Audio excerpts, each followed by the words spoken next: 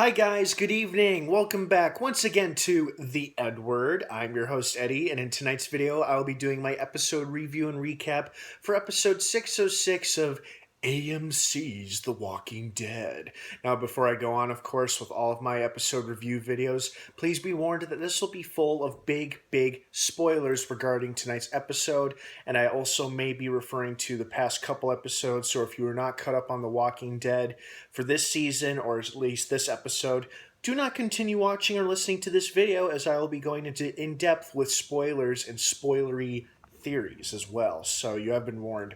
Actually, that does remind me, for those of you who are only familiar with the TV show and not the comics, I will be diving into some comic book based spoilers that may or may not be translated to the TV show. So the theories that I'm about to discuss, you may not want to listen to if you don't want anything ruined for you from the comics. So again, you have been warned. That being said, very good episode, very interesting. You know, this whole time we've been seeing what's been happening with our team out on the mission to draw the walkers away from Alexandria. The wolves attacked Alexandria. We saw Morgan's spin-off episode. We saw Glenn's presumed death episode, which we're still up in the air about. I was at first 100% certain that he was gone, offed. But now, like many other people, I'm beginning to wonder and speculate if he really is dead after all. But I'm not going to dive into that. It's just, I do believe, though, we are going to get a confirmation of fate before the mid-season finale. Or at least during the mid-season finale is when we'll finally find out, what actually happened to him. Anyway, so now we get to see what's been happening with Daryl, Sasha, and Abraham while they've been leading the rest of the herd away from Alexandria, since half of it was drawn off by the blasting of the horn from the truck that smashed into the wall at Alexandria during the wolf attack. So it looks like they veer off from the herd and they're trying to return to Alexandria because they hear all the excited radio chatter on their radios. And out of the blue, they're attacked. There are armed men who pop out of the ditches and they start shooting at them. And then several cars give chase. They run Daryl off the road, and he sustains some damage to his motorcycle. He has to dodge a couple of walkers. Abraham and Sasha have their back window blown out, and they return fire and everything, and they kill a couple people. We don't really see their faces or who they are. It's just a bunch of armed men, armed survivors. This episode may have very well introduced some very pivotal characters from the comic book series. Again, I'm going to warn you that I may be going into spoiler territory regarding both the show and the comics. And if you're just a TV fan and you know nothing about the comics, you may not want to keep listening to this or watching this video. So, once again, you have been warned. That being said, a lot of people are already speculating, and we're speculating before this episode even aired, that we would get a tease as to a new group of characters known as the Saviors, which is a hostile, brutal, violent, practically evil force of hostile survivors who use violence and intimidation to get other survivor communities to do what they want and give them what they want. And of course, their leader is the big and bad, infamous Negan, best known for being the leader of the Saviors, but especially known for bludgeoning Glenn to death with a barbed wire baseball bat named Lucille. As I discussed in my previous video, where we have an official casting confirmation that Jeffrey Dean Morgan will be appearing as Negan, presumably in the Season 6 finale, and most likely in Season 7 next year. Anyway, so the people who ambushed Daryl, Sasha, and Abraham people are speculating are the Saviors, or at least just another hostile group of survivors. I don't think this is the Wolves, because the Wolves apparently don't use firearms, and as far as we could tell, none of these people had W's on their forehead. Daryl gets separated, ends up in like a burnt out swamp area, where there's just tons of burnt trees and bushes and like burned, charred bodies. And what happens, he encounters a small group of survivors. And, we don't know who they are, and they bop him out, take him hostage. So basically, this episode is Daryl not trusting being a prisoner of these people because they think he's one of the men who were shooting at him, Sasha, and Abraham. Excuse me. But Daryl tries to convince them that he's not a hostile survivor, but they don't believe him. But later in the episode, when Daryl's able to get away from them, get his crossbow back, he actually goes back to them to return their bag because it contains one of the survivors' insulin. And right as before things could get any worse, they do get worse, but not between Daryl and the characters. It turns out that there's a group of armed men surrounding them, just slowly driving through the thick brush of the forest with this big armored truck. And the leader who's speaking, we don't see his face, but we do hear his voice and see his feet. And I was thinking to myself, because I didn't say it out loud as I watched it with my family, because none of them are familiar with the comics. But being familiar with the comics, I thought, oh my God, is this our first glimpse of Negan? Is this him? Oh my God, they may not show his face yet because maybe they hadn't cast him yet when they wrote this episode. And he starts talking like, bring us, give us back what we want.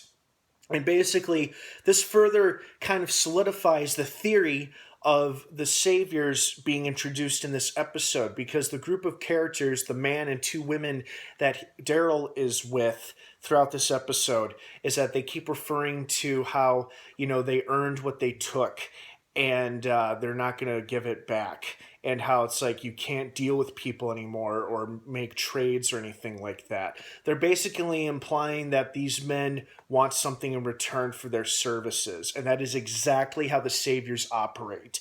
They tell these safe zone communities, places like Alexandria, will protect your safe zone and keep walkers and hostile survivors away from you in exchange for half of your supplies, food, and when we feel like it, your women. And it seems like that's the impression we were getting from this little standoff, is that they had come for the two women. And apparently the guy who's just known as D for now, a lot of people are suspecting this is a big character from the comics named Dwight. D, this guy who was holding Daryl at gunpoint, they're telling him to return the women, and he refuses to, obviously. And Daryl helps them save their lives by cleverly distracting one of the men towards a trapped walker, where it lunges on him, bites his arm, and it forces the leader, who is called Wade. Apparently his name is Wade because the man who got bit in the arm's yelling, Wade, wait a bit, help me, help me. And then he just shows up, takes out a machete and hacks his buddy's arm off and says, screw them. There ain't worth all this effort. And besides, he only wants ass that's willing. He makes a reference to he only wants ass that's willing. And that is most likely a direct reference to Negan, who has like this whole harem at his disposal among his gang or something like that. So that may be who he's referring to. Meanwhile, Sasha and Abraham have staked out in this old office building because Sasha insists to Abraham that when you go looking for a good tracker, the best thing to do is wait for him to find you. And she is 100% right, because later that's what happens when Daryl unfortunately gets his motorcycle hijacked from him because two of the people take it. One of them is killed by walkers they thought were dead. One of the women was, and then the other woman, Honey, I think her name is, and the guy, D, get on his motorcycle, leaving Daryl abandoned and unarmed. Well, not unarmed, he does have his knife, but unfortunately they did take his crossbow. Daryl Dixon is not complete without his crossbow, damn it! But fortunately he finds a truck later that was hidden in the brush, so good. That's how he gets back to Sasha and Abraham. But before all that happens, we see what's going on with Sasha and Abraham, and I think the reason these two have been getting along so well lately, or at least since they've trekked together in the car during the part of their mission, which was to lead the herd away from Alexandria, they're both, and I give credit to my friend here who was helping explain it to me and my aunt, who were a little confused about a scene between them, but they're both incredibly angry people who are still full of such raw emotion. It's kind of made them a bit emotionally unstable, I think. That's just my perception of it. And here's what I take away from this relationship with Sasha and Abraham. They both recognize each other's insecurities. They both have similar insecurities about struggling to go on in this apocalypse world, and the ongoing struggle for survival, not physical survival, but just like mental survival. And I think they both kind of they get along well. It's because they both have similar insecurities. They're able to recognize insecurities in each other because they both have them. And Abraham compliments her on calling him out on his bullshit.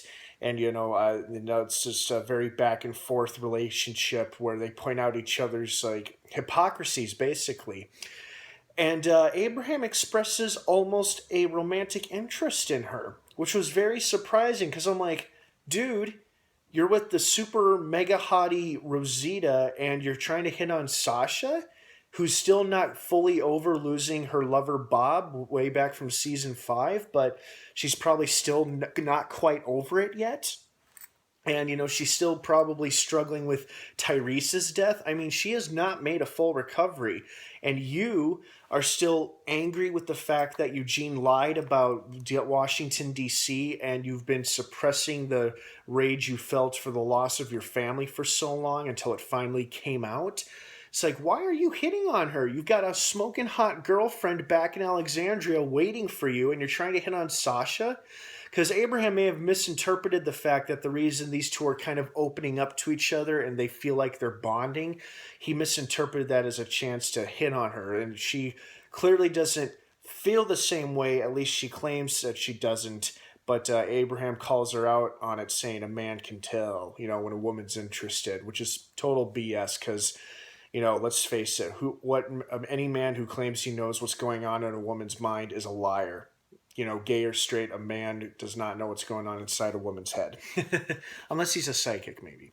Anyway, getting back on point, this was a very good episode. I really enjoyed it. I was very, very excited and jittery about the possibility of the introduction to the Saviors, which could also lead to the introduction of the friendly survivor safe zone called the Hilltop Colony. I'll address more on that later in another video.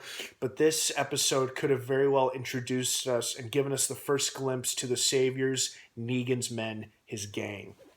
And at least Daryl survived the episode as well, because that was pretty scary there with that disgusting but awesome walker emerged from the woods, completely like covered in moss and swampy, icky material. That was a cool ass walker. I hope they make a figurine of him because that was a great, disgusting walker. And it was just really well done. Unfortunately, Daryl was able to get a with his crossbow. And I hope he gets a new crossbow or gets that other one back. I'm sure we haven't seen the last of those two characters, I just think at this point they're probably too important to just scrap them and leave them out of the show for now. But very exciting episode, very good. I am intrigued as to whose voice that was when they tried reaching Rick again on the radio. It didn't sound like him, and it sounded like the person either said no or help on the other end. And of course, people are already speculating and wishfully thinking that it's Glenn, who's very, very weak after his apparent escape from the Walker swarm. But Norman Reedus himself has already debunked that theory, or at least he could be lying about it since he's not allowed to reveal big key story details about The Walking Dead until after they've happened. So who knows? Maybe he's lying, maybe he isn't. It could be Glenn, it could not be Glenn, but there's somebody who's clearly in trouble on the other end of that radio. And now Daryl, Sasha, and Abraham have all piled into the truck and they're heading back to Alexandria. Oh, and kudos for Abraham scoring on a whole crate full of RPGs. That's pretty damn badass. And I bet you $100 we are going to see those babies put to use before the end of this season. I guarantee it. We may not see it in the next 2 episodes, but I think those things are going to get some big use before the end of this season. And it's very, very exciting to think about as to what they could be used for in what scenario or situation. So good job, Abraham, scoring on those RPGs, and also pretty disgusting how that walker was just hanging by its shoulder out there on that beam, and it was pretty nasty how it just ripped off and fell down to the bottom of the bridge. But great special effects, though. Very good special effects. Overall, good episode. Really enjoyed it. What did you guys think of tonight's episode? Do you think this is the saviors that we saw a glimpse of out there in the woods with Daryl and the other survivors?